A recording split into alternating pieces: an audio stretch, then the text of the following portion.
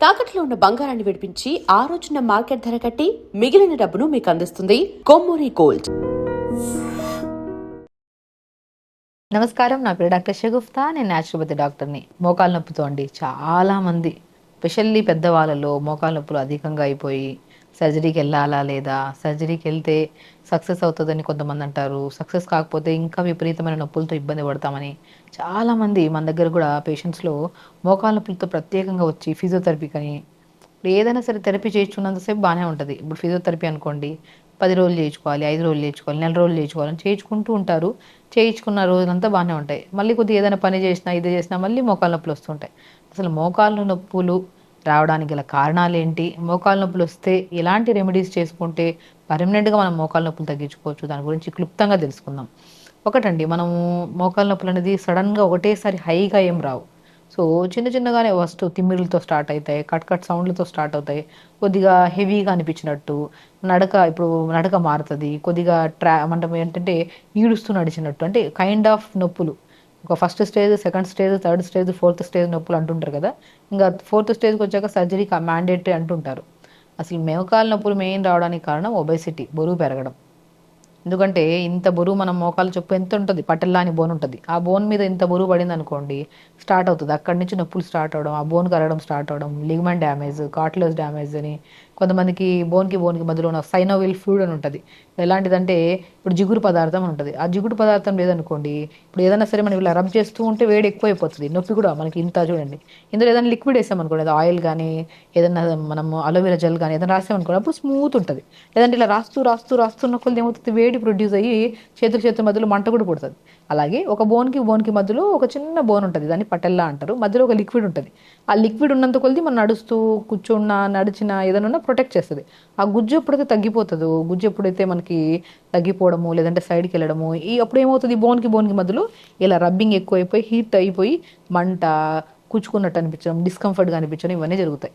So కాబట్టి ఈ బోన్కి ఇది మోకాలు అనుకోండి, ఈ బోన్కి మధ్యలో ఒక లిక్విడ్ ఉంటుంది. ఆ లిక్విడ్ చాలా ఇంపార్టెంట్. ఎప్పుడైతే ఆ లిక్విడ్ తగ్గిపోతుందో, ఎందుకు తగ్గిపోతుంది ఆ లిక్విడ్, ఆహారంలో కొంత భాగం, శరీరంలో అధికంగా బరువు ఉండడం వల్ల కొంత భాగం, కొంతమంది ఎక్సర్సైజ్ లేకపోవడం వల్ల కొంత భాగం. సో ఈ కారణాల వల్ల మనకు మోకాలు నొప్పులు వస్తాయి. సో కాబట్టి మనకు సర్జరీ అయిన తర్వాత కూడా ఏం చేస్తారు, ఆ లిక్విడ్ ఇంజెక్ట్ చేయడము లేదంటే ఆ బోన్కి మధ్యలో ఓ ప్రొసీజర్ ఉంటుంది, అది చేస్తారనమాట. అది చేయించుకుంటే కొన్ని రోజులు కూర్చోవద్దు కిందన, కొన్ని రోజులు మనం జాగ్రత్తగా ఉండాలని చెప్తూ ఉంటాం. ఆ ప్రికాషన్స్ తీసుకోకపోవడం వల్ల సర్జరీ చేసాక కూడా సక్సెస్ కాక చాలామంది ఇబ్బంది పడుతుంటారు. కాబట్టి ఇలాంటి డౌట్స్కి మోకాలు నొప్పులు మెయిన్ రావడానికి కారణం ఏంటి, ఒకటి 80% బరువు. సో బరువును మనం మ్యాక్సిమం మెయింటైన్ చేసుకోవాలి. చాలామందిలో బరువు అధికంగా ఉండిపోవడం అనేది, ఆడవాళ్ళలో ప్రత్యేకంగా మోకాలు నొప్పులు చాలా అధికంగా ఉంటాయి. ఎందుకంటే డెలివరీస్ అయిన తర్వాత, మెనోపాజ్ టైంలో కొద్దిగా క్రేవింగ్స్ ఎక్కువైపోవడము, లేదంటే ఫుడ్ అనేది ఎక్కువగా తీసుకోవడము, లేదంటే టైం దాటిన తర్వాత తినడము.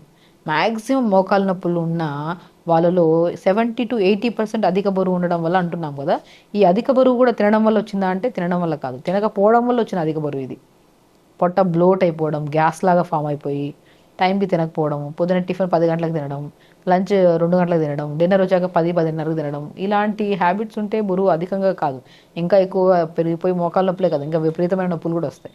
కాబట్టి మనం వెయిట్ని మెయింటైన్ చేసుకోవడం మెయిన్ మనకి మోకాలు నొప్పులు తగ్గడానికి చాలా యూజ్ అవుతుంది అనమాట.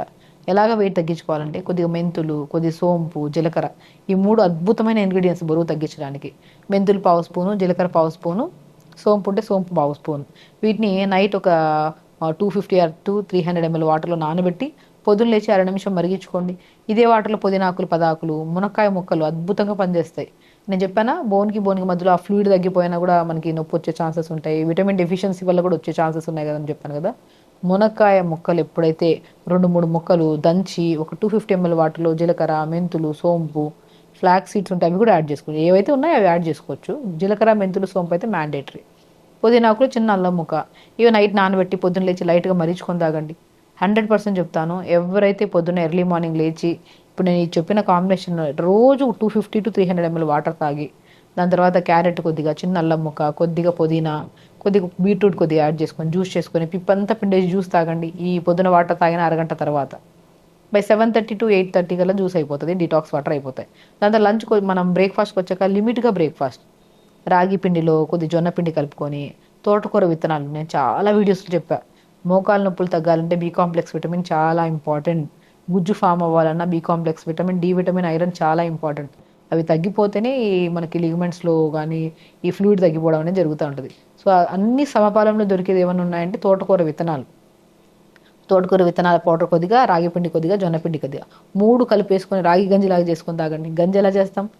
జావ చేసుకొని కొన్ని పంకిన్ సీడ్స్, కొన్ని వాటర్మిలన్ సీడ్స్, కొన్ని సన్ఫ్లవర్ సీడ్స్, పూల్ మకానా కూడా అద్భుతంగా పనిచేస్తాయి నొప్పులు రాకుండా.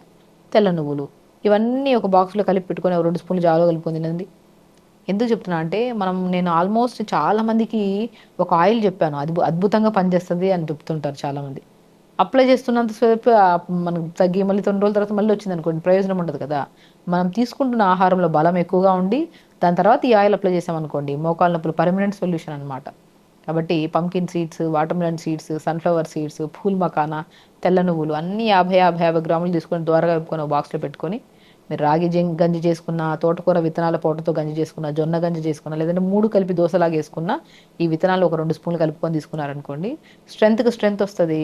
మీరు తీసుకుంటున్నది మోకాళ్ళ నొప్పులకైతే దానివల్ల మనకి బరువు ఉంటే బరువు తగ్గడానికి యూజ్ అవుతుంది. లో క్యాలరీస్ ఫుడ్ కాబట్టి స్ట్రెంత్కి కూడా చాలా యూజ్ అవుతుంది. అండ్ వెయిట్ తగ్గి బోన్స్ స్ట్రాంగ్ అయ్యి మజిల్ కూడా హెల్తీగా ఉంటుంది. కాబట్టి జావాలు ఎలాగ తీసుకొని లంచ్కి వచ్చాక ఒక పట్టు బ్రౌన్ రైస్ దొరుకుతాయి కదా, ఆ బ్రౌన్ రైస్, ఎక్కువ కూరలు, ఆకుకూర ఫ్రై తీసుకోవడం. ఎర్లీగా డిన్నర్ తగ్గించి మనం డిన్నర్ కూడా 9, 9:30, 10 తింటే డైజెషన్ అవ్వక నిద్ర సరిగా రాదు. దానివల్ల కూడా నొప్పులు వచ్చే ఛాన్సెస్ ఉంటాయి. కాబట్టి ఎర్లీగా డిన్నర్ 6-6:30 కల్లా డిన్నర్ చేయడం. సేమ్ ఇదే పద్ధతి చేయండి. నీళ్ళు బాగా తాగండి, ఎర్లీగా లేగండి, ఎర్లీగా పడుకోండి. ఇంతే సింపుల్ టెక్నిక్స్ చేయడం వల్ల మనం 70% మోకాళ్ళ నొప్పులు రావడానికి మెయిన్ కారణం ఏమన్నాం? అధిక బరువు. ఆ బరువును తగ్గించడానికి ఈ క్రమ పద్ధతిలో డైట్ ఫాలో అయితే ఆటోమేటిక్గా బరువు స్లోగా క్రమంగా తగ్గడమే కాకుండా మనం ఈ డైట్లో స్ట్రెంథనింగ్ కూడా ఇచ్చాం ఫుడ్. ఆ స్ట్రెంథనింగ్ ఫుడ్ ఏదైతే ఉందో మోకాళ్ళలో గుజ్జు ఫామ్ అయ్యి మోకాళ్ళ నొప్పులు తగ్గడానికి కూడా యూజ్ అవుతుంది. కాబట్టి అలా తీసుకోవడం. సాయంత్రం పూట మునక్కాయ ముక్కలు, సొరకాయ, బీరకాయ, టమాటా కొద్దిగా ఇంకేమైనా ఉంటే బ్రొకోలీ అవన్నీ వేసి కొద్ది వాటర్ వేసి కొద్ది పసుపు వేసి కుక్కర్ కానీ గిన్నె కానీ పెట్టేసి ఒక 3-4 నిమిషాల తర్వాత తీసి అంతా స్మాష్ చేసి సూప్ తాగండి. ఈ సూప్లో కూడా మంచిగా విటమిన్ ఏ ఉంటుంది, జింక్ ఉంటుంది, అండ్ మెగ్నీషియం ఉంటుంది, B12 ఉంటుంది, డి విటమిన్ ఉంటుంది, ఐరన్ ఉంటుంది. ఇందులో కొద్ది పాలకూర, మునగాకు కూడా యాడ్ చేయండి.